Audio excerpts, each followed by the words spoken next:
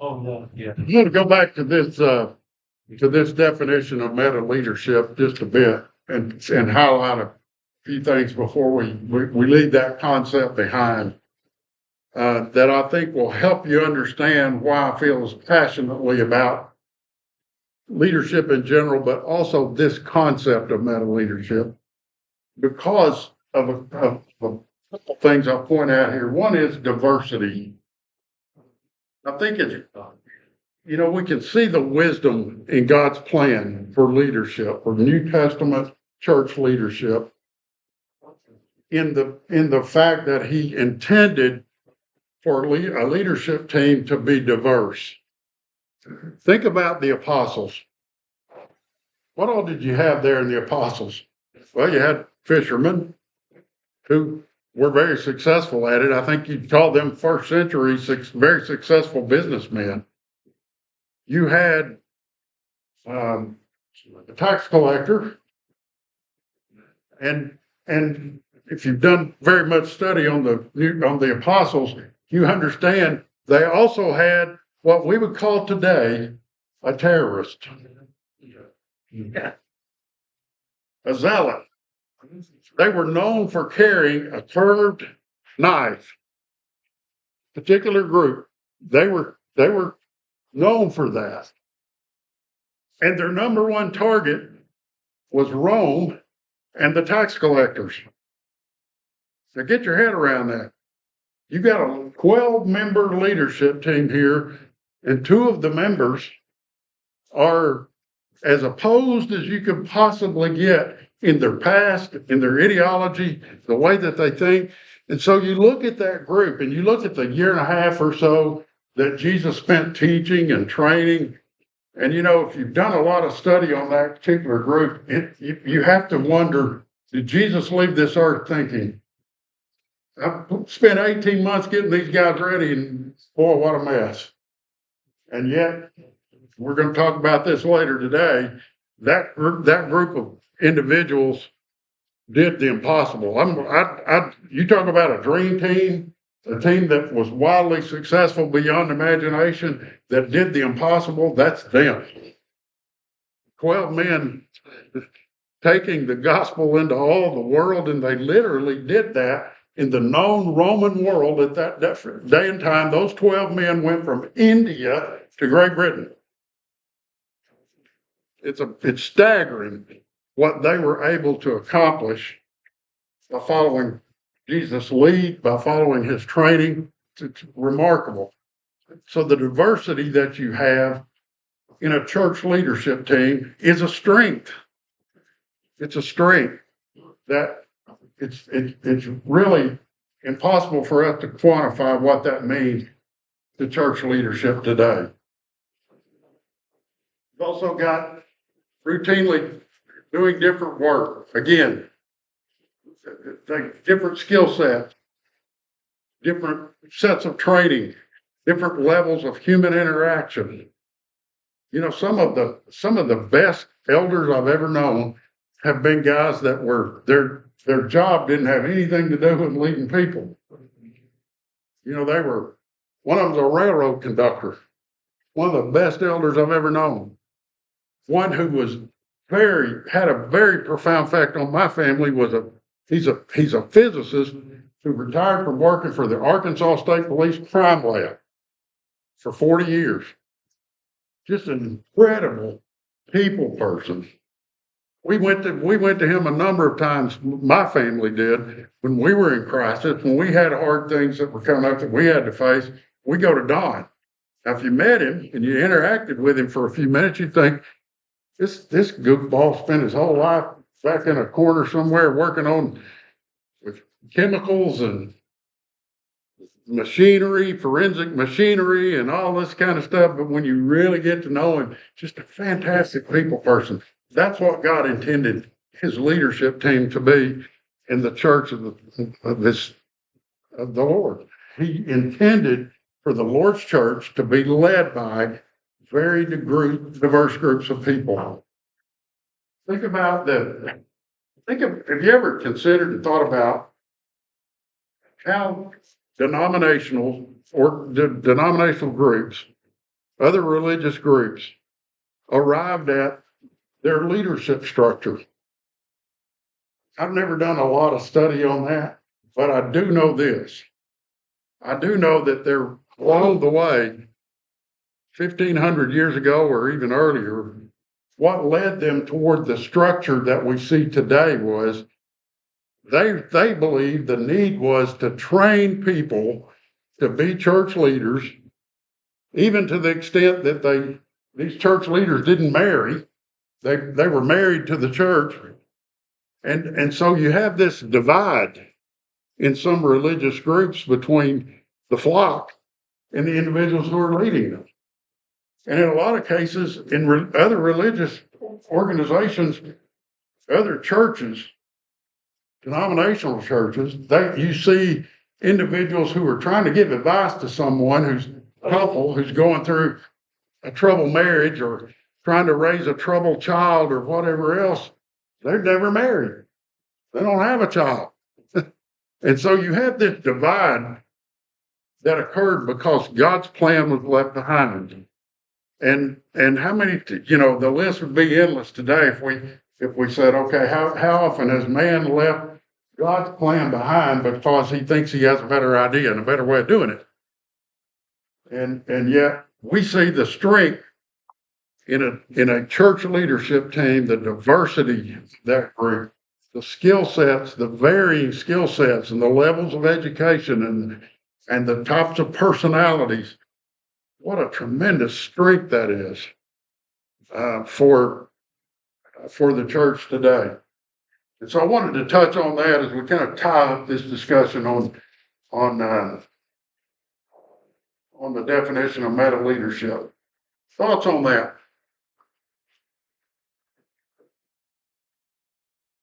Where did you derive that meta leadership title? Meta, because meta means of a higher order. That's what they called it. That's where that came from, the book. Yeah, all of what we talked about here, the definition of meta leadership, that sort of thing, that's all their concept. And as I go back to 16, as I'm sitting there in the room with these guys and they're talking about crisis management and disaster relief, because that's what we were there to talk about. We were there to commemorate Joplin's recovery from their tornado and talk about this and the whole, I don't remember what we talked about related to crisis management and disaster relief that night, because the only thing I'm thinking about as they're talking about this book that's the church.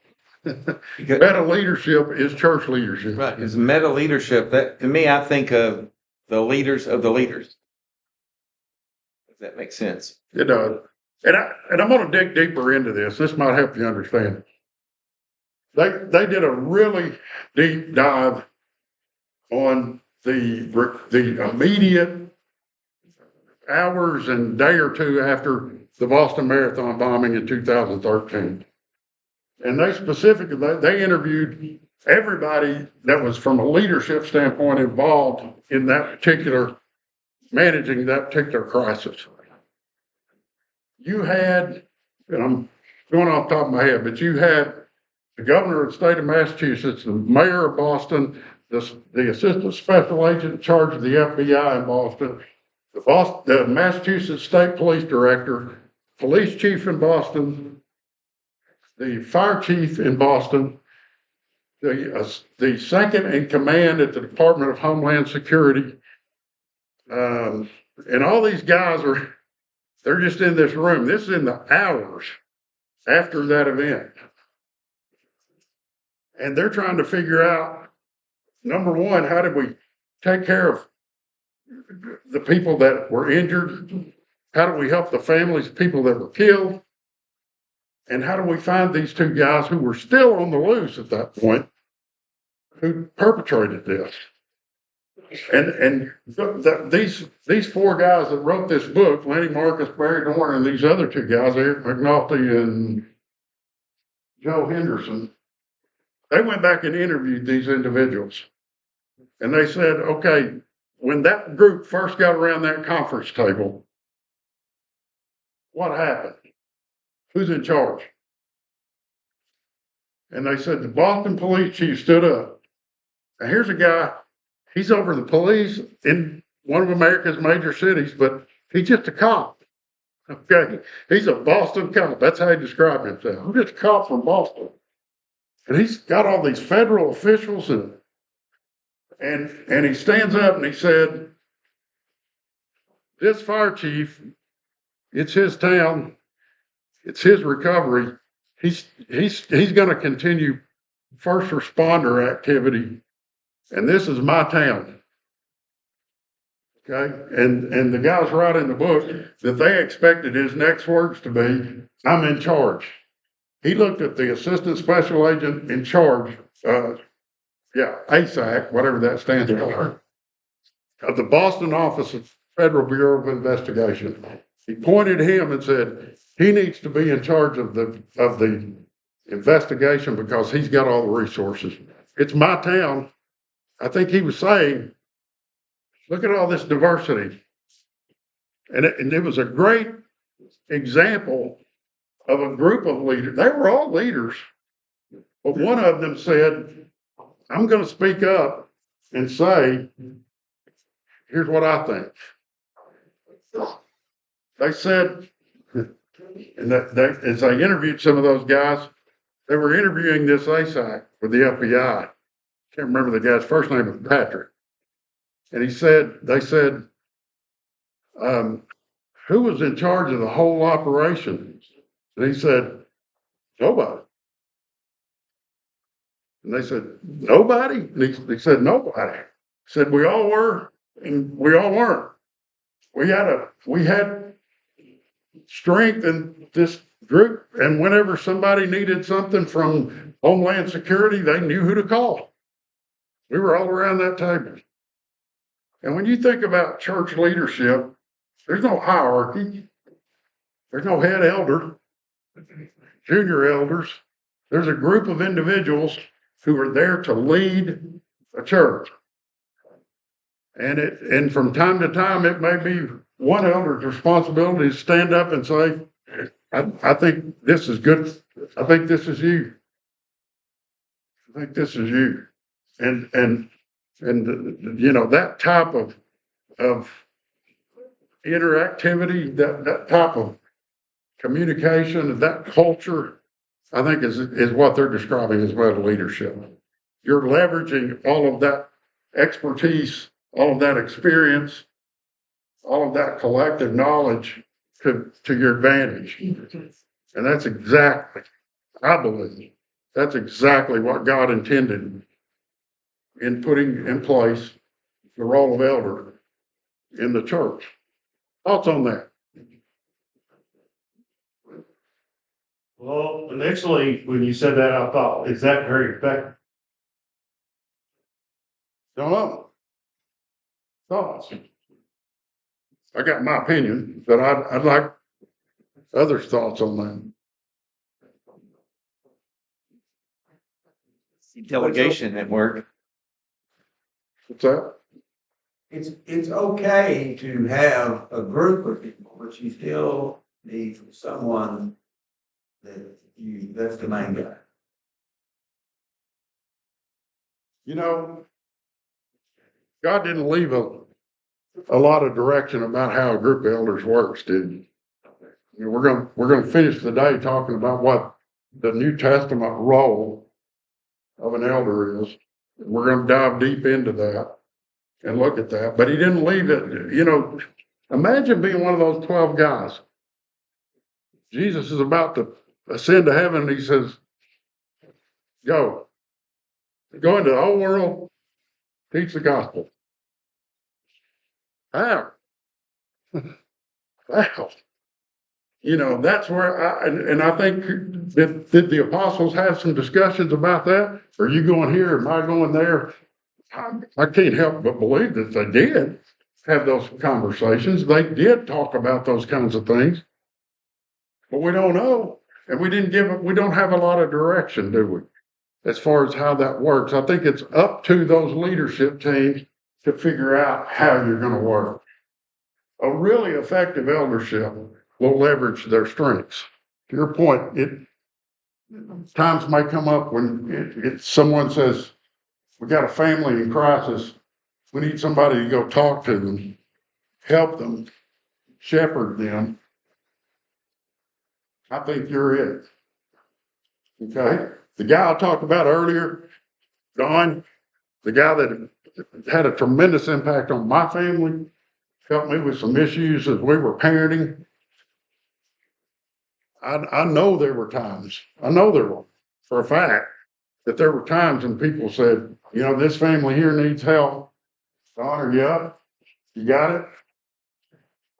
Some other situation might come up, someone else may take it. I think it's up to that team to figure that out. If God had given us a complete set of directions, what if the directions didn't cover the situation we were in? He left that up to the men who were serving as elders to figure that out. To do what that group of people in Boston did around that conference table and figure that out themselves. Now, is that always going to be pretty? Probably not. May there be some times when disagreement comes up and you have to work through issues and you have to, you do that lovingly. You do that in a healthy, constructive way. But yeah, I think there are times when somebody does need to say, think about this. Is every elder in every eldership really, really well suited to get up and talk to the congregation about certain things? Let's be honest about it. You're probably answering that in your mind. You probably know some elders that thought, yeah, if he gets up there, he'll make, I don't know, if he'll be the most effective. I know some elderships that say, if we've got budget presentation to do, we got this guy to get in. He's a finance professional. He knows how to, and he's a very good. Now he's the coldest guy in the world. Okay, in some situations, he's real blunt. But when you get him in his environment, okay, where he's talking about a budget and he's presenting it in a way that challenges the church to give and explaining new things that the church is going to take on as far as ministries or whatever, Michael's the guy. But now, is he the one to get up and make everybody feel warm and welcome? Nah, he'd do it. He'd do his best. But you got somebody else over here who's way better at that. Okay? That's what I think this whole concept of meta leadership, of diversity, of playing to strengths, I think that's really what it's all about. And that's why God left that open for elderships to figure out. Does that make sense? Thoughts? Kind of about, wondering about what your opinion of the role of the Holy Spirit is in all of this. Well, Holy Spirit makes them overseers, right? We know that. And I know that, in Marty's opinion, I know that the Spirit is there for us to use, for us to lean on, for us to ask for help from. Spirit's given us the word to follow. I think that's entirely a part of it. The role of elders is one of the ones that I think is most critical is prayer together. Prayer together. We're going to talk a lot about some of these concepts later in the afternoon about, what should the elders do in the way of delegating and what did the apostles do when they chose those men in Acts chapter 6 to wait tables and take care of logistics and so forth. Why did they do that? So they had time for prayer and teaching. So there's the earliest church, the earliest days of the church, you have that example. Other thoughts? I was going to share this example a little bit later, but I'm going to do what I said I'd do earlier, Andrew. I'm just going to wander all over the place. I had a conversation 2 weeks ago tomorrow, 3 weeks ago tomorrow. I'm trying to put together a team to go to Romania in July for an evangelism campaign. Really significant event. And I needed a couple more people to go to kind of round out the team. And I went to a brother who is an elder, and I asked him, what do you think about going? He been retired about a year and a half. He's retired, but he's still young and good health and really active. And he said, he just kind of paused.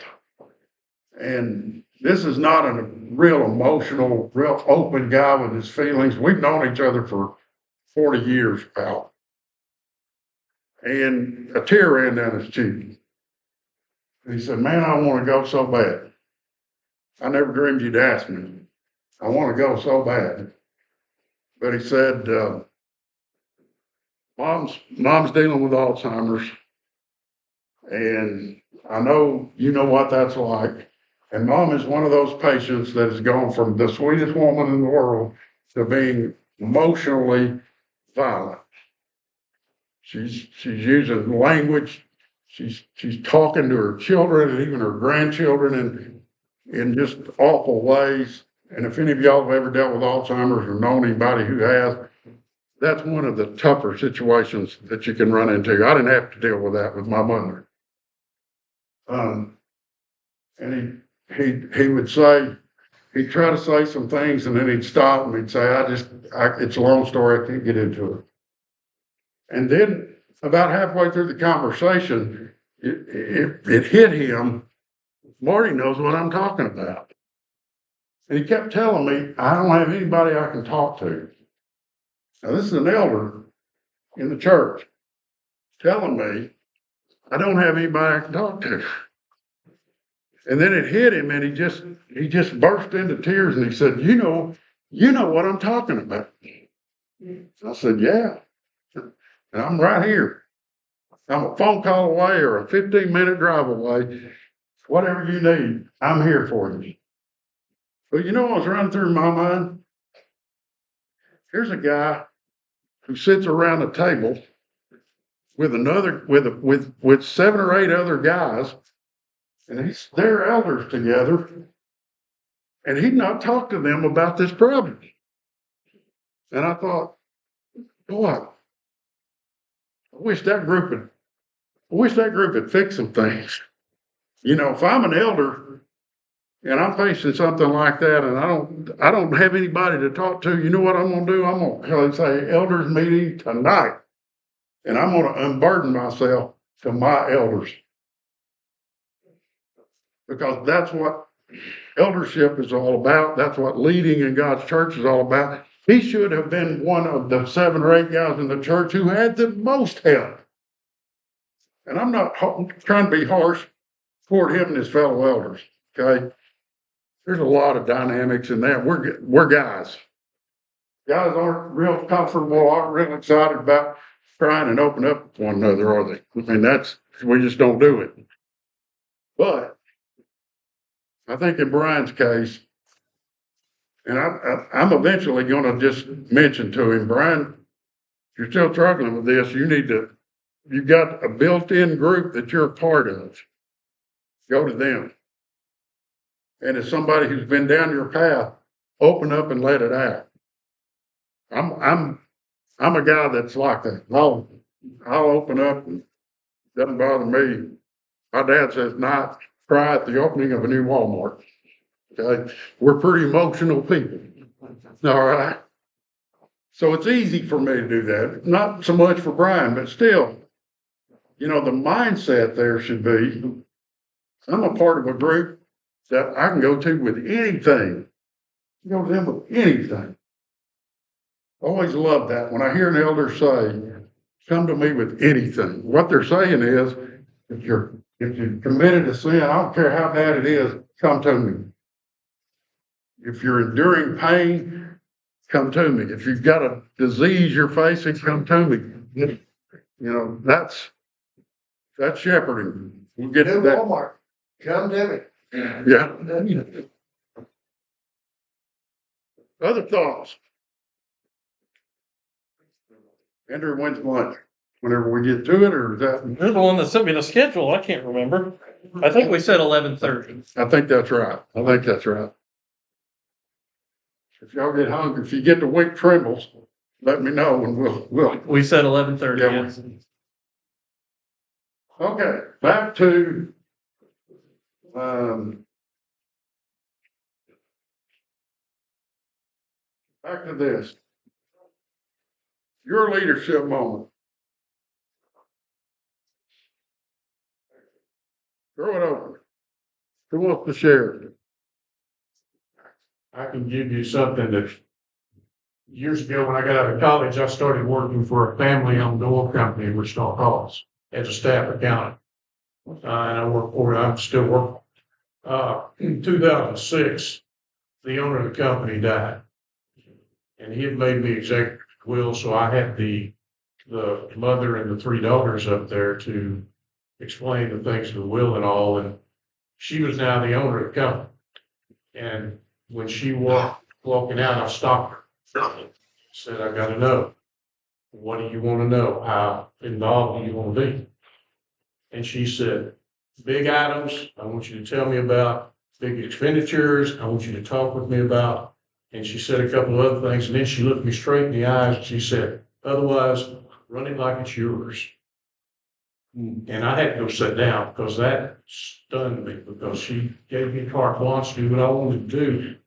And that's when I figured out that she needed me to take the lead on what was going to happen to her company and keep it rolling like it should be. And that stunned me, because that was all of a sudden a big burden on my shoulders that I had to realize what I was having to lead them into. Were you expecting it? I didn't expect her to give me that carte blanche and just, no. So suddenly you got a leadership moment. Yeah. You're not entirely prepared for it. No, and I had to work into it and realize that my word was final then, because up until then it wasn't, but now it was fine. Great example. This may be a little bit different, but I think it probably applies to all of us. The day I held my first child in my arms, and all of a sudden I realized I am responsible for leading that child to the world, hopefully to heaven. And that was a great amount of responsibility. I don't think I was quite ready to get out of heaven. And whether I was successful or not, you'll have to ask God over it. I think that's why we applies to all. You know, it's one of the reasons God gives children to young people, because they don't realize the scope of, I think in a lot of cases, I didn't realize the scope of what I was, well, I held, you know, that when it came early, she's 4 pounds and 10 ounces. And I'm holding her thinking, she may live 90 years and I gotta make sure she goes to heaven. That literally was one of the first thoughts I had. I gotta get this child to heaven. Big responsibility. Absolutely. Others. It was similar, but a little different. My situation, when my wife and I met, she had a 6-year-old daughter, and I knew very quickly early on that these were the girls that were meant to be in my life. And I know no one ever gets prepared, but I didn't have 9 months to figure out how to be a dad, or I didn't have years to figure it out as the child was growing. I had to figure out what kind of leader I was going to be and what kind of life we were going to have. And it kind of, I think if people have that moment when they hold their child, and had that moment when she hugged me so big, when she realized that this was forever. She never had a dad, never known any of them. And so the moment where she hugged me and said that the first time, I was like, this is it. You know, I didn't know if I was ready or not, but I realized at that point I had to figure out how to be. Beautiful, beautiful thought. Any others? Mine was really in the church setting. I remember we had that was back in the 70s and 80s was the big movement of youth ministry. That's when a lot of churches started taking on youth ministers, and we had one in my home congregation at Cedar Hill. And when he decided that he was leaving and left the youth group, I was in junior high. We didn't have any really, we had some high school kids, but they were like seniors and we're not thinking about youth group activities. They were more involved with their schools and such. And I was one of the ones left that was kind of older than others. And it kind of fell upon me. Hey, what are we going to do as a church group? What are we going to do now with our group? And so it kind of fell upon me, and I just kind of developed from there. I'm gonna throw this in for free. We'll charge you extra. I was at the Sunset Vision Workshop in, back in February. And, can't remember the guy's, he's the dean, one of the deans at Oklahoma Christian. First name Jeremy.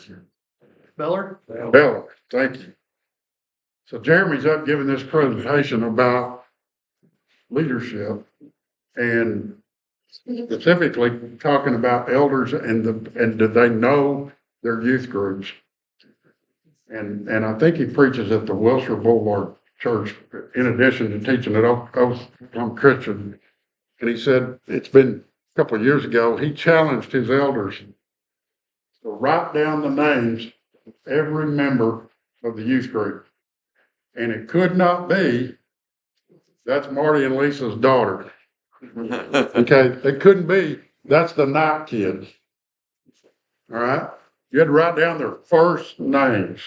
And he said it was like he'd thrown cold water on them. They didn't know what to do. And of course, they knew some, but the point he was trying to make was, know your flock. And that's part of your most vulnerable, the most vulnerable sheep in your flock are those young ones. You need to know them. And I know some elders that have done it. The Don guy I was talking about earlier has for 40 years, 37 years, I think, run a Bible camp. He's to the point where he's so old, everybody's thinking, hey,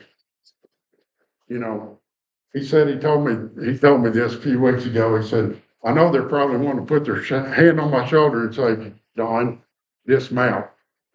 Okay.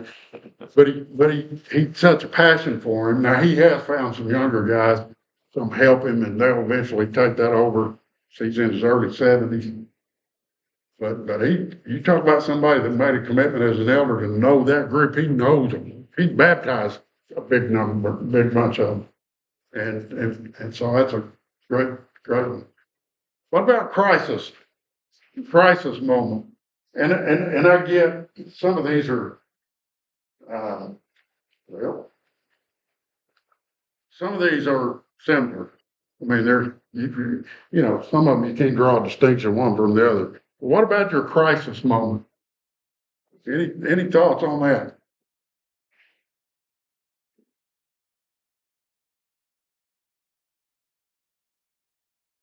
I can tell you two. Pardon? Said I can tell you a couple. Okay. When I was 10 years old, my dad died. Left a family. Both my brothers had mental problems. Sister worshipped him. Created a whole lot of chaos. My sister married a guy who I worked for. And he finally was converted and went preaching school, started preaching, committed suicide. Had to take care of my sister and her family. Crisis moment, leadership moment, whatever. You got to do what you got to do. Whatever comes up. Yeah. Think we know what we're capable of in that respect? That's probably a loaded question, right? We don't know what we're capable of in those crisis moments. We don't know what we can face. We don't, we can try our best to anticipate what's life going to be like when the spouse is no longer there, when the child is no longer there. You know, those types of things, if you're like me, you just don't spend a lot of time living in that place, and you just pray every day that you don't have to face that. In some cases, that's inevitable. I've watched my father deal with the loss of my mother. They were married 64 years and 90 days. And he's having a terrible time getting past the grief. And he's a real headstrong guy. And the things that he's decided, the way he's decided to live his life are some of the things that people say, don't do that if you're trying to get past grief. But he does it anyway. And so, you know, that's a crisis. That's a crisis moment when you're trying to figure out how to move forward from a loss like that. Somebody back here have something? It's, I don't necessarily think this is as big of a crisis as we've all gone through, but it was the moment I realized that I was in a situation that I knew could happen, but I didn't think would. I'm a teacher, and so I'm usually teaching juniors and seniors, and we think they're the biggest kids out there that you'd have to worry about the biggest problems with. But it was actually this year that I switched to middle school kids, and there's not as much volatile out there as a 13-year-old kid. They're bigger than I imagined they would be, but they put two of the biggest hitters apparently in the same classroom, not knowing it.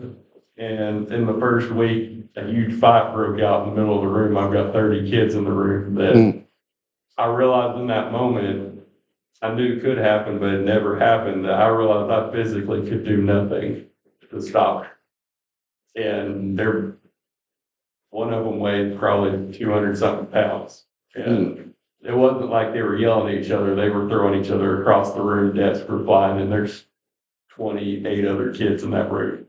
I realized I had to take leadership of the situation, make sure no one else got hurt until other people could get there to do something that I couldn't do.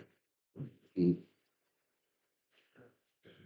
lot of things, you know, if you sit and think about those questions and reflect on them, I mean, there's just so many things that could come about.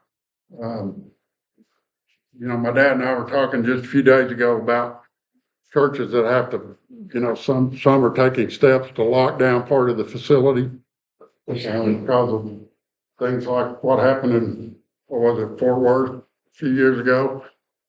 You know, those crisis moments, eldership, and specifically what my dad and I were talking about, being an elder in the 1950s or the 1960s, you had a whole different set of issues to worry about than elders today.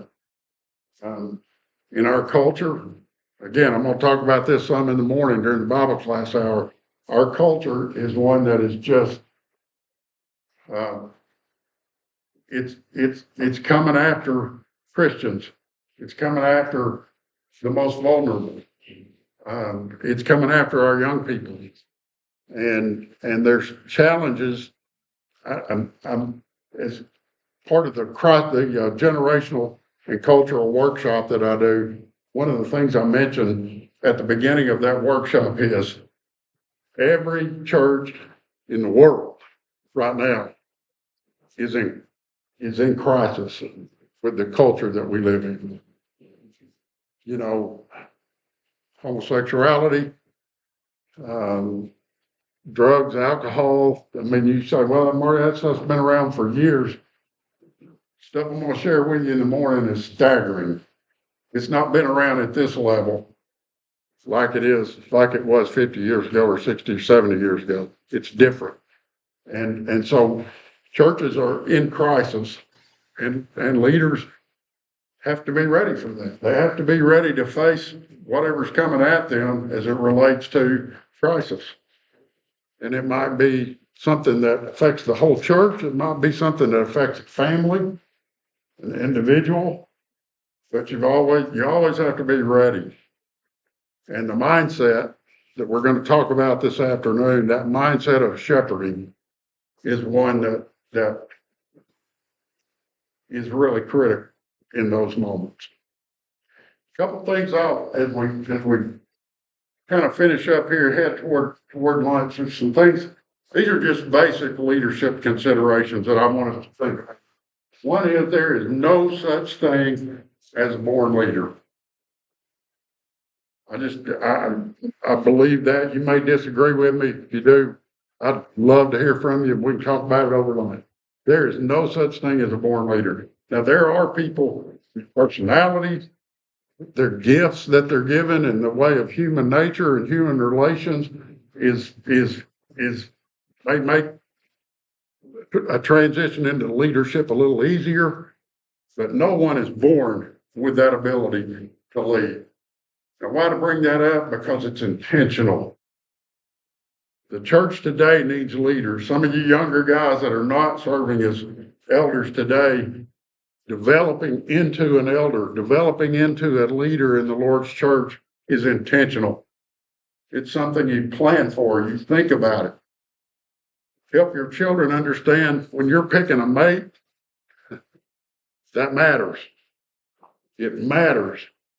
Whether or not you can be a church leader someday, depending on the mate that you select. If you're raising a girl, if you're raising daughters like I had, I'm a girl dad, got two of them, and I taught both of them. You find that guy that's going to lead you, and you find that guy that's going to someday lead in the church. Now, my younger daughter cannot have children. So, will that son-in-law be an elder in the church someday? No. Can he be a leader in the church? You bet he can. He can be a leader in the sense that he's there as a resource. As I said, he's a finance guy. I hate numbers. There's not many things I hate worse than math. Okay. But my one daughter married a CPA, and one married a mechanical engineer. So go figure. I've lost all hope for my grandchildren. But can Aaron lead in the church? You bet he can. Make sure your kids understand that. Make sure as young people, young men, that you're thinking about that. The church needs you. The designation of leader is earned from followers. Earned from followers. If a guy's in a position of authority and he hasn't earned it, what is he? He's a manager. You ever work for a manager who isn't a leader? I have. They're not fun to follow. They're not fun to work for. You know, you kind of hope, boy, I hope this guy changes, or I can change, or the job can change. One of, something.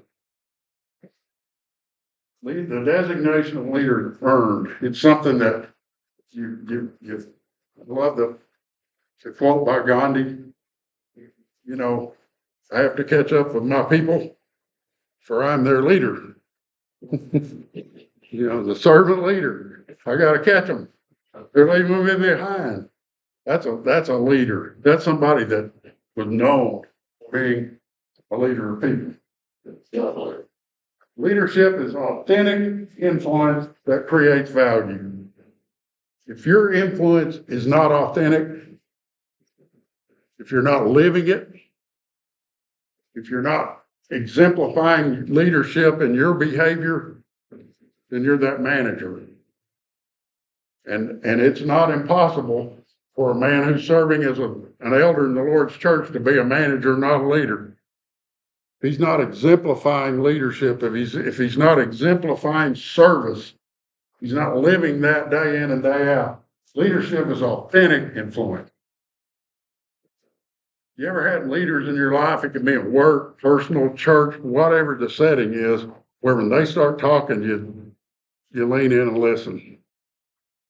What they're about to say means something, and you appreciate it. You might even seek it out. A long time ago, I established a little network of people that I rely on. 3 of them out of about 6 or 7 are elders. And they're my sounding board. They're my place I go to for advice. They're the people that I go to when I need help. making a decision, that network of people is really critical. Why do I do that with those 6 or 7 people? Because they're authentic. Sometimes they'll tell me things I don't want to hear.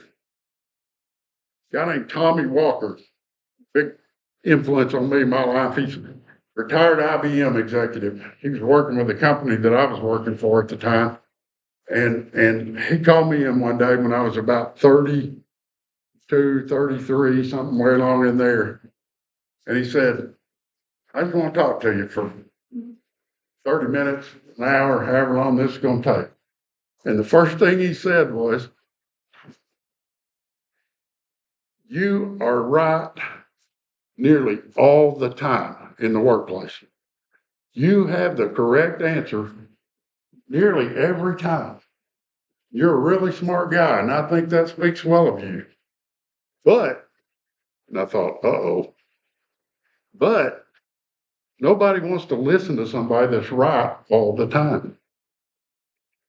Now, this is a guy twice my age. He's older than my dad at that time.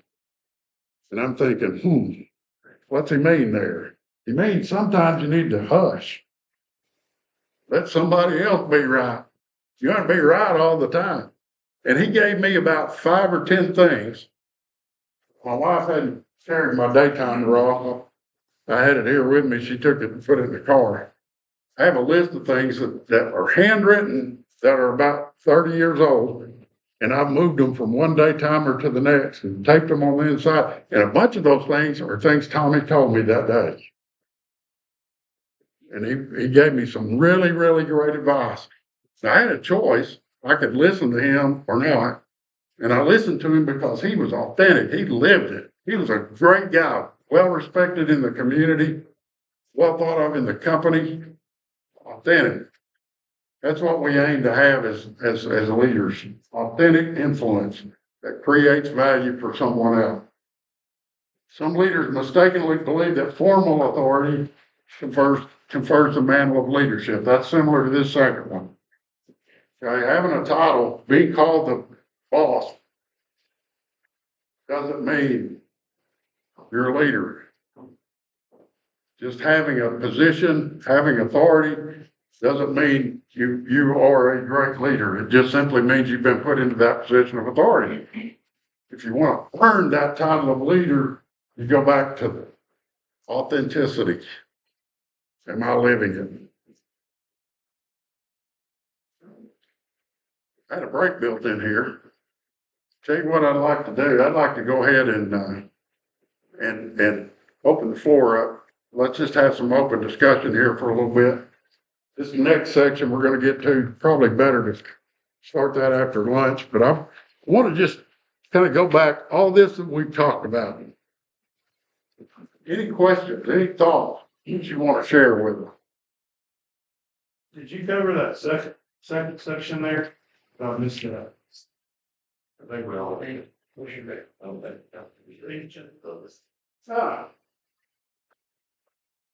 We'll be back up.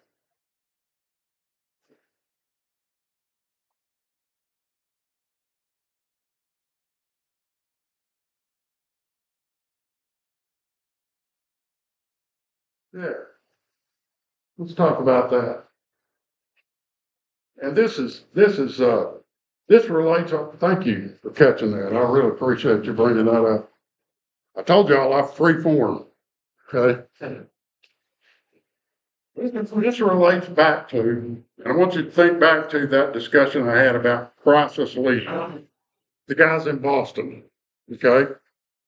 And really think about, and the book is filled with examples of leadership where people did not have a position of authority. They were granted authority from anyone. I wasn't, when the tornado hit Bologna, and my goal was, I'm sick of seeing slabs, okay, where businesses had been. There were two full strip mall shopping centers that were completely blown away. One of them built with Weaver Bailey concrete. I was talking earlier about some individuals. I mean, substantial structures, and I was sick of looking at slabs. And day in and day out, I had some real good friends who were architects, and I brought them up. And we stood in the middle of town with slabs on both sides of the main street. That time, the US Highway 64 that runs from Conway to Beebe. If you've ever been to Harding, you probably drove down that highway as a shortcut to keep you from going to Lovely. Okay. And I'm looking at all this devastation out here. You know, cars are still piled up. I had a good friend whose wife, Suburban, disappeared. They had no idea where it went. And they finally found it balled up. And it's a full-size Suburban, about the size of that table. And they found the engine months later somewhere else, away 5-6 miles away. And so that kind of stuff is laying all over town. I'm sick of it. I'm sick of the hurt. I'm sick of the pain. I'm sick of people having to say, well, my business is blown away and I'm not opening. I'm not reopening. I'm not rebuilding. And so, you know, crisis leaders are often those people that say, hey, over here, let's figure this out. And so that book is filled with those kind of stories. And these three characteristics here are really what sets meta leaders apart from traditional leaders. Okay, back to the question you asked earlier about what meta leadership versus just generic leadership. The leaders in question are typically always driven by purpose. It's not their job. They don't realize any economic value from it. I was not a business owner in Bologna. I had no vested interest. I didn't own any property there. I just want to see my hometown rebuilt. I just wanted to quit looking at the devastation we get. And, you know, I kept telling people over and over, we got a blank slate. It's a blank page out here. We can rewrite things. And, you know, there was one poor old lady, she's in her 80s. She said, could you just build everything back like it was? And I said, well, ma'am, there were rock buildings in this little town that were built in the 30s, okay? You're not going to, if we did want to rebuild them, there's nobody around with that ability anymore. So, you know, purpose. Elders have to have a purpose. Elders do have a purpose. A good eldership has a purpose. It's like Brother Kenton said, hold that baby. Yeah. It's a purpose. You got a purpose in life. And a goal. That meta leaders are driven by purpose, not by a job, a salary. I put in 872 hours in a year. The project manager in me had to track it. Okay. I just had to do it. So I tracked the time that I spent working with Rebuild Bologna. It was 872 years. And I didn't make a dime because I was driven by a purpose. And to everybody else, it wasn't me alone. It was a lot of people that shared that purpose. The leaders in question may not be formally trained for the role in question. Okay? May not be formally trained for the role in question. Kind of goes back to elders being those guys that are diverse. They're stepping into a leadership role that, you know, if they're small businessmen or they're laborers that work with their hands, they're farmers or ranchers, they're whatever. They may not be formally trained for that role. And so what do you do with that? Let's unpack that a little bit. Well, what you do is, number one, if they're an elder, they're very likely qualified in the spiritual sense. So in that sense, if they're stepping into that role, you pray and you hope that they're ready for that from a scriptural standpoint, from a spiritual standpoint. They spend a lifetime getting ready for that. Okay? So that's one thing I think as we talk about eldership, church leadership, which is why we're here today. We're talking about individuals who may not be formally trained for a formal leadership role. And so that sets them apart. That's back to the concept of meta leadership. Any thoughts on that? Any questions?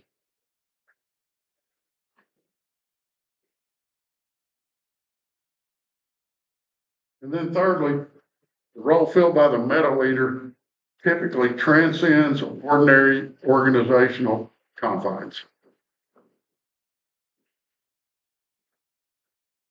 So back to the business leadership, the worldly leader. What's the worldly leader focused on? Hiring the right people, meeting a budget, making sure that we're as productive as we can be, making sure the company makes a profit. All of those things. Are we being strategic enough? Are we looking toward the future? All those things that typically in outside of church leadership, outside of meta leadership, are the things that you're kind of trained for. You're made ready for those types of things. That all goes out the window when you're talking spiritual leadership. You're not measuring profit. You're not measuring, all those things that you do in the business world.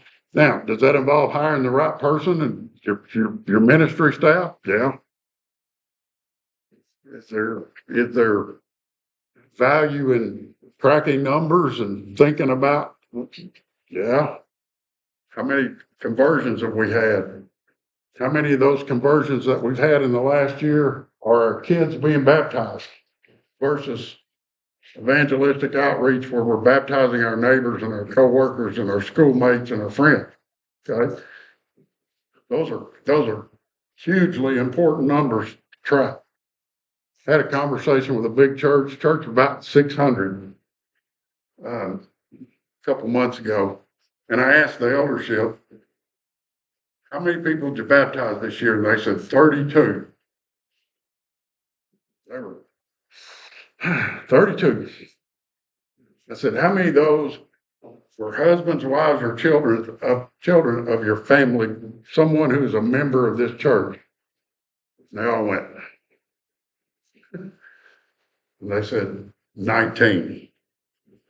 So 19 out of your 32 were I'm not minimizing that at all. Is that a great thing? Absolutely. Is that 19 souls saved? Absolutely. But that means and here I go with my math. Somebody did the math for me there. 13 were people who, and a good number of those, to their credit, were people that, and you're talking about a congregation that it was at one time a suburban church, upper middle class neighborhood that has suddenly, it's in the hood. Okay. The town has grown past it and it now is in a neighborhood that is largely minority, about 60 or 70% and they had made a concerted effort to reach an apartment complex that was behind their church property that was almost 100% African American. And a good number, I can't remember what the exact number was, of the 13 were people that they had reached by going out and knocking on doors and telling people, if you need us, we're here. Well, what do you think happened? Yeah, they poured down that hill to that church, and in a lot of cases, they were looking for different kinds of help. It wasn't just teach me the Bible, it was I've got a child about to starve to death or whatever. And they started a huge food pantry. And so, yeah, pat yourselves on the back. But they left that discussion saying we'll feel successful when that percentages are reversed. Okay, we're still baptizing our children. We're still reaching those that are lost, that are parts of families, or members. So the outreach has to be greater than that. Hats off to them. They're doing a nice job with that. Thoughts on any of that? I'm going to ask a question about number 2. And you may say you're just going to talk about it later, and that'd be fine. So the question would be, how do we fix that? So if I'm holding my baby and I realize I have purpose, but I'm not trained for it, I can either say, well, I hope it goes well and it'll maybe work out or it maybe won't, or I can find some ways to become a good parent. Maybe I'll talk to parents of older kids. Maybe I'll read books, whatever. So what can we do in the church to become trained for something that we may find ourselves not trained for? So, I want you to put your thinking cap on for just a little bit. Think about your worship service every Lord's Day, Sunday morning. Your largest numbers likely are that morning. Are there opportunities in that hour and a half that you're together to teach beyond Andrew's sermon? Put your thinking cap. Is there an opportunity in the course of a Sunday morning where you have the opportunity to teach? And I'll go ahead and throw this out, specifically teach your younger ones.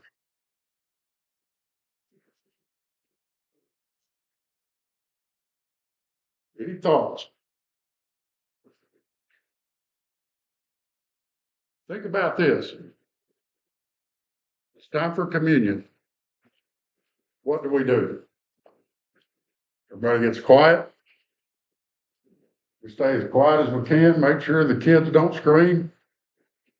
And we typically, as fast as we can get the trays passed, I don't know if y'all still pass trays, a lot of churches don't do that anymore after COVID. They've got little cups and those types of things.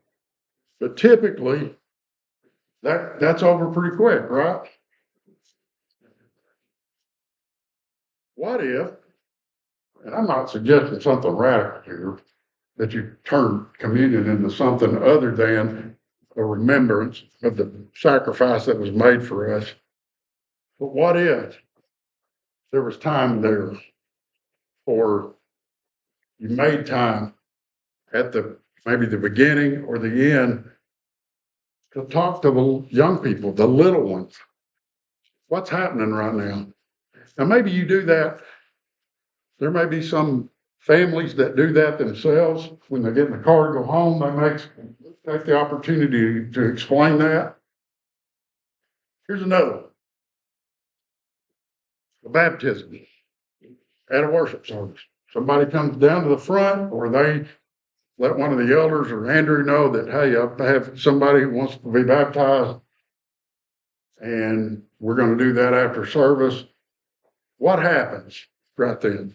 I mean, tell me what happens here. They've gone back to the rooms to change. What happened? Sing. Is that? You sing "Oh Happy Day," right? You know, you sing a couple songs.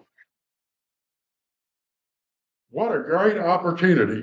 And I had somebody suggest this one time when we were having this conversation. They said, you know what? We're gonna have all the kids come up front from like 8 or 9 years old down. We're gonna have them come down to the front and have one of the elders just say, here's what's about to happen. This person has decided to change their life. And here's why they're going into that water. And here's why someone is going to ask them if they believe that Jesus was the Son of God and all that kind of stuff. And I thought, wow, I'll be honest, I was not expecting that answer. Okay? I was not expecting somebody to bring that up, but it was brought up in this discussion. And I thought, wow, what a great opportunity. You could do it after the baptism while they're changing clothes and you're waiting for them to come out or whatever. But what a fabulous teaching moment for those little kids. Now, can we do that together? Yeah. And what I'm suggesting here, Andrew, to answer your question about this is, are we seeking out those opportunities to teach and to train? You know, is there an intentional plan on the part of the eldership at a church to develop the younger men to be elders someday? You know, in a business setting, you'd say that's a leadership succession plan. You got somebody, well, the example you gave, you know, the guy that ran the company you work for, he had a succession plan. He put it in paper. He put it right there. Must not have communicated it very well to you. But is there an intentional leadership succession plan? Why is that a good idea in business, but it's not a good idea in the church? Sometimes we throw the baby out with the bathwater. We think, well, that's something you do in business, so you don't do that kind of thing in church. Yeah, you do. Have a leadership succession plan where you are preparing those younger men, and don't stop with, well, you know, these 8 guys over here, we think most of them are deacons, and we think they're going to be elders someday. So I'm talking about start it when they're 15. You know, start teaching and training them. So while leaders in question, elders, meta leaders, and oftentimes elders are not formally trained in that, to some degree, I have to say, shame on us. Let's fix that. Let's get things in place where we're bringing those guys around, bringing them ready. You know, you've done your job as an elder when you've got a 25-year-old who's just about to get married and he's thinking, I'm going to be an elder one day. I'm going to live my life in the right way. I'm going to marry the right person. We're going to bring my kids up. And all those things that you do that are part of your normal Christian responsibility, you're keeping in the back of your mind, I want to be an elder someday. Is that a bad thing? I don't think so. I don't think so. I think it'd be great if you had a congregation full of young men in their 20s and 30s who were thinking in terms of, every decision I make, from my job to my mate, to the way I raise my kids, to the way I live my life, I'm going to live all that in a way that makes me ready to be an elder someday. Thoughts, comments, any other questions about any of this? Andrew, is that where you're headed? Yeah, for sure. And maybe the answer is different for every congregation. Maybe there are some things that would be in common, but each congregation sitting down and making a plan, because most don't, at least from what I'm hearing. I was a part of a congregation before, and one of the elders literally said at one point he felt like he was tricked into becoming an elder. Like that's how ill prepared he was. He felt he had no idea what he was getting into, and I imagine that happens more often than not. And, you know, the leadership crisis today, most churches are having a really hard time finding elders, and that may be part of it. You know, transparency. Here's what it's all about. You got something? Well, Proverbs 12:15, the way of a fool is right in his own eyes, but a wise man is he who listens to counsel.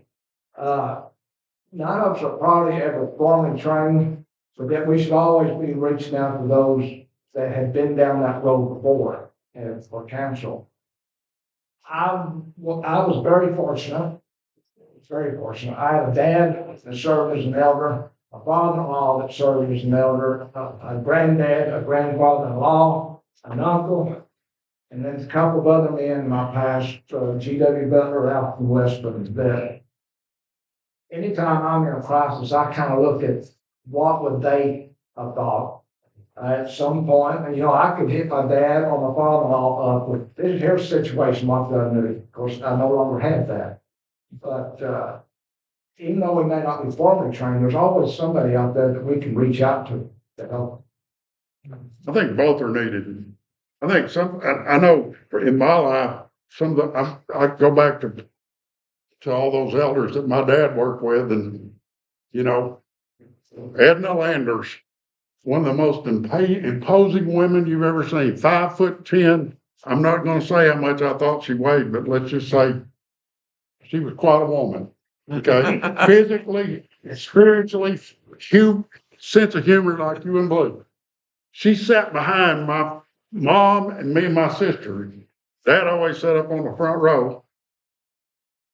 And Edna had a finger, it was a lot bigger than mine. And my sister's 4 years younger than me. If I was giving mom a hard time, she'd thump me in the back of the head. And I tell you, I think the years of my life were taken off by that woman thumping me on the back of the head.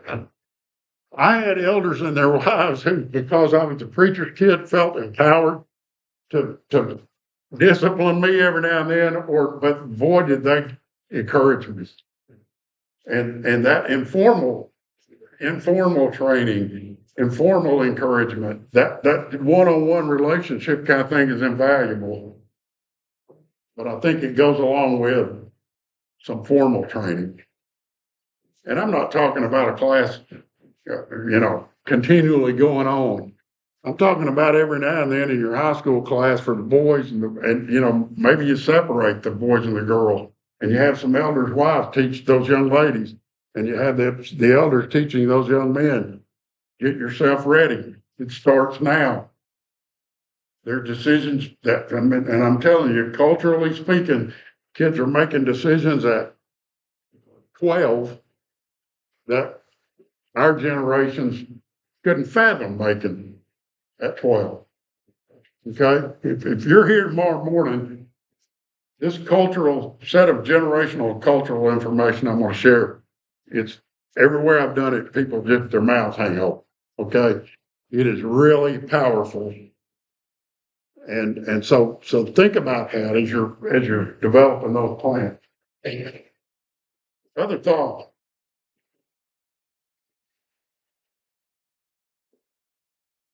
You've already mentioned it several times, and I'm not trying to, but you've already mentioned why. Wives of an elder are very, we kind of downplay that sometimes. We think it just speaks of elders and their qualification, but we don't, and I cannot imagine, serving as an elder without my wife. Not that she tells me what to do, but she's a sounding board, she's there for support, again, and these young men need to look, and like I said, even before you get married, you need to look at that possibility. And it's just very, very important. And I look at my mom's, my mother-in-law, how they work for their husbands, and again, I just can't imagine trying to serve as an elder without that support. I don't think biblically, scripturally, a man can serve without having a godly wife there at his side to help him. And as he said, she's not the one making decisions and those type of things. I mentioned this. My wife was here earlier. She left, so I'll talk about her. Not sure I'd talk about her while she's sitting back there. She's going to drive me home tomorrow. So I was talking to Dave, right? I was talking to Dave earlier. The work we did in Romania, while I was serving as an elder, I let other people handle that. So there was about a 10-year window where I did not go to Romania. I had other responsibilities. I just felt like if others could handle it, primarily my dad. One of the things that factored into my stepping into ministry a year ago was the need for leadership with those churches in Romania that we work with. I won't belabor you guys with the Romanian history and the church history there, but let's just say it's taken 35 years to get to this point in developing leaders in a former socialist communist country, and the job is far from done. And we're feeling that with church leadership. The people were just not brought up to be leaders. They were told what to do, where to live, where to work, everything about their lives. So I made the decision it's time to go back. I'm going to spend a little over a month in the summer conducting a camp and evangelism campaign and so forth. My wife has not been, I've been about 30 times. She's been twice. once in 2006 and once in January. And she's always told me, I'm not a Bible teacher. I can't study with somebody. I can't study with a lady and I just can't do it.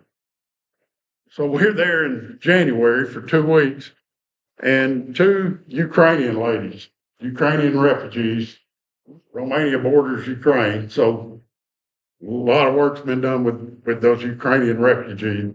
These 2 Ukrainian ladies came and Lisa and I are studying with them. And we're having a conversation and I'm getting the opportunity to talk less and less because Lisa's doing the talking. And in a little bit, I said, I leaned over to her and I said, I'll be back in a bit. I got something I got to do. So I just walked out, closed the door, and I just stood there at the door and listened to her. And after she'd finished the study, which she would not, if she was standing back there, she'd say, I did not conduct a Bible study. Well, yeah, you did. That's what I told her. I stepped back in the room and I said, you just did it. You just conducted a study. And you did a great job with it. She said, I did not study with them. I just talked to them. And I said, what do you think a Bible study is? You're just talking to somebody about scripture, about their faith, and all this kind of stuff. Women are just so critical to success in the church. There is a young lady, she's the wife of the preacher in Cluj-Napoca, Romania, the church that we work closest with. Our family's known her since she was 9. We've known her husband since he was 13. She's been in the hospital all week, facing some open heart surgery next week. And I've cried. I've wept. I've prayed. Lisa has with me because she's so valuable. Her husband is invaluable. The work he does, preaching, leading the church, doing things, but you know, I'm just so worried about Serena because she means so much to the church. And so, man, wives are it's just such an indispensable work that they do in general, but especially as it relates to leaders. Other thoughts? I wonder how many of us run from leadership. Pardon? How many of us run from leadership? We're gonna talk about that. Yeah, we're gonna Exodus. You look at Exodus and Moses being challenged to be a leader. We're going to talk about that a little bit later today. What did Moses do? Came up with one excuse after another, and he finally said what was really on his heart. What did he say? Can you just get somebody else to do it? I mean, that's really what he said. They won't believe me. They won't believe me. Who am I? Remember him asking God that. Then he said, I can't speak. God said, who made your mouth? Gave him Aaron as a spokesman. He just kept coming up with those excuses. And finally, I love that last one. Can't you just send somebody else? And that, I think, is a huge issue in church leadership. Probably always has been, but it certainly is today. And that is, sometimes men are asked, sometimes men face that decision. Am I going to accept this or not? And they just say, gotta get somebody else. Can't do it. We're going to talk some more about that a little bit later.